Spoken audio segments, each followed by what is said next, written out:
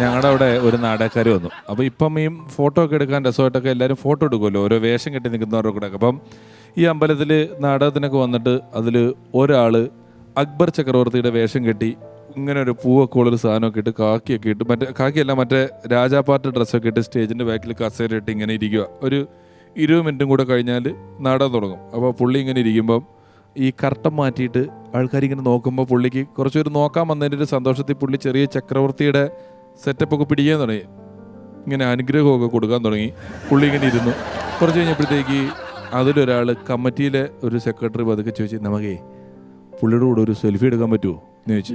ഉടനെ അയാൾ എന്താ ചോദിച്ചതെന്ന് ചോദിച്ചു. ഉടനെ ഈ ആൾ തന്നെ ആ പുള്ളിയുടെ ഒരു സെൽഫി എടുക്കാൻ കഥാപാത്രമായിട്ടിരിക്കുകയാണ്, ഞാൻ നാടകം കഴിഞ്ഞിട്ട് വേണമെങ്കിൽ പുള്ളിയുടെ കൂടെ ഒരു സെൽഫി എടുക്കാം, അക്ബർ ചക്രവർത്തിയുടെ കൂടെ സെൽഫി എടുക്കാൻ പറ്റുമോ, പോകോ എന്ന് പറഞ്ഞ് വിട്ട്.